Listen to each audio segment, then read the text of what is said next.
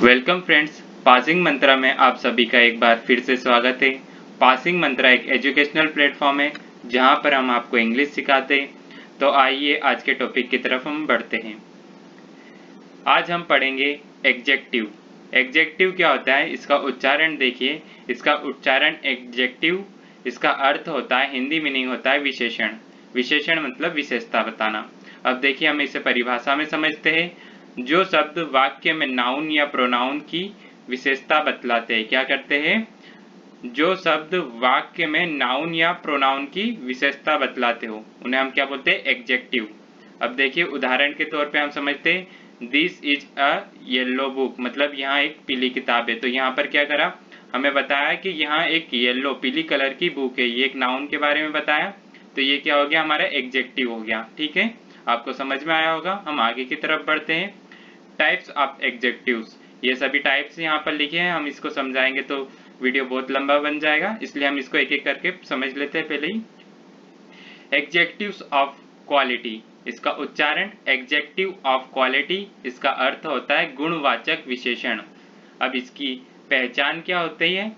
जिससे किसी व्यक्ति या वस्तु के गुण का बोध होता हो। क्या होता हो? जिससे किसी व्यक्ति या वस्तु के गुण का बोध मतलब ज्ञान होता हो। जैसे कि हम उदाहरण में हम समझते हैं Ravi is a good boy, मतलब यहाँ पर रवि के बारे में बताया, व्यक्ति के बारे में। देखिए हमारी टर्म अब यहाँ क्या बताया? गुड बॉय, मतलब यहाँ अच्छा लड़का है। ठीक है, अब एक और example, this is a red car, मतलब यहाँ पर बताया एक वस्तु के बारे में, एक वस्तु के बारे में बताया कि वहाँ एक लाल कलर की कार है। तो यहाँ पर हमें उसकी गुण मालूम पड़ा। ठीक है, I have a blue pen, मतलब एक पेन के बारे में बताया है, वस्तु के बारे में, और वो ब्लू कलर का, यहाँ उसका गुण बताया है। ठीक है, हम आगे की तरफ अब बढ़ते हैं।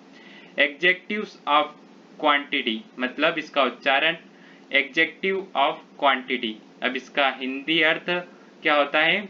परिमाण वाचक विशेषण। अब इसकी पहचान या परिभाषा, ऐसे विशेषण जिससे मात्रा का बोध होता हो। क्या किसका बोध होता हो? मात्रा का ज्ञान होता हो। ऐसे एग्जेक्टिव्स जिससे मात्रा या जिससे मात्रा का ज्ञान होता है उसे हम क्या बोलते हैं? Executive of quantity. ठीक है, उदाहरण में हम समझते हैं ही हैड नो वाटर, मतलब उसके पास कोई पानी नहीं था। मतलब यहाँ पर पानी की बताए मात्रा कि कुछ भी पानी नहीं था। ठीक है, ही हैज इनफ मनी, मतलब उसके पास पर्याप्त मात्रा में पैसा था। तो यहाँ पर क्या बताया है? पैसे की मात्रा बताइए। इनफ मतलब पर्याप्त। ठीक है, यहाँ पर हमें मात्रा का बोध कराया उसने। अब एक और, आई हैव सम गोल्ड, मतलब मेरे पास कुछ गोल्ड है। तो यहाँ पर गोल्ड के बारे में बताया कि मैं उसके पास कुछ गोल्ड है। यहाँ भी मात्रा का बोध कराया हमें। आपको ये भी समझ में आया होगा। हम आगे की तरफ बढ़ते हैं। एग्जेक्टिव्स ऑफ नंबर, अब इसका उच्चारण एग्जेक्टिव्स ऑफ नंबर। ठीक है, इसका अर्थ होता है संख्यावाचक विशेषण।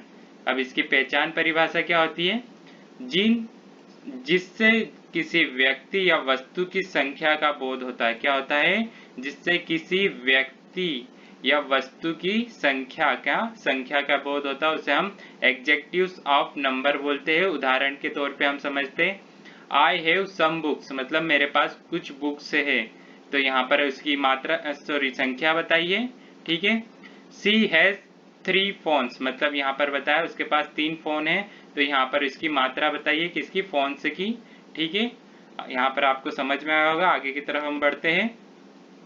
डेमोन्स्ट्रेटिव एग्जेक्टिव्स, अब ये क्या होता है? इसका उच्चारण डेमोन्स्ट्रेटिव एग्जेक्टिव्स, इसका अर्थ होता है संकेतवाचक विशेषण। इसकी पहचान परिभाषा क्या रहती है? व्यक्तियों या वस्तुओं को सूचित करने के लिए इसका उपयोग किया जाता है। किस चीज के लिए? व्यक्ति और वस्तु को सूचित करने के लिए। जैसे कि इसमें हम क्या क्या यूज करते हैं? दिस, दैट, दिस, दोज, सच, ये सभी यूज करते हैं। ठीक है, आइए उदाहरण के तौर पे हम समझते हैं दिस कार इज माइन, मतलब ये उसने बताया कि यह कार मेरी है। तो यहाँ पर दिस मतलब इसने एक संकेत दिया कि जो कार है वो मेरी है। अब देखिए दिस मैन इज हंग्री, मतलब यहाँ पर क्या बताया है? यहाँ व्यक्ति भूखा है। ठीक है, तो यहाँ पर बताया ये जो व्यक्ति एक संकेत दिया वो क्या है? भूखा है। ठीक है, हम आगे की तरफ बढ़ते हैं। आपको ये समझ में आया होगा। पॉजिटिव एग्जेक्टिव्स, इसका अर्थ क्या होता है? पॉजिटिव एग्जेक्टिव, इसका अर्थ, हिंदी अर्थ क्या होता है, सॉरी ये उच्चारण था, अब हिंदी अर्थ क्या होता है, संबंध सूचक विशेषण। इसकी पहचान क्या रहती है, इसकी पहचान रहती है अधिकार या संबंध बताने के लिए किया जाता है। उदाहरण के तौर पे, सॉरी इसमें हम क्या क्या यूज करते हैं, इसमें हम my, your, our, his, her, its, their ये सभी यूज करते हैं। उदाहरण के तौर पे हम समझते हैं, ये क्या करता है, संबंध बताता है। अब उदाहरण के तौर पे हम समझते, दिस इज माई बुक, मतलब यहाँ मेरी बुक है, इसमें क्या बताया, माई का यूज करके कि ये मेरी बुक है, इसने एक संबंध बताया, ठीक है। दैट इज यूअर पेन, मतलब वहाँ पेन आपका है, तो उसने क्या बताया, एक संबंध बताया कि दैट इज यूअर पेन, ठीक है, आपका है। अब this are your our toys, मतलब ये हमारे टॉयज है, ठीक है, यहाँ पर भी एक संबंध बताया है, ठीक है, यह भी समझ में आया होगा। हम आगे की तरफ बढ़ते हैं। डिस्ट्रीब्यूटिव एग्जेक्टिव, अब देखिए इसका उच्चारण हमने जैसे समझा, डिस्ट्रीब्यूटिव एग्जेक्टिव, इसका अर्थ क्या होता है, वितरणवाचक विशेषण।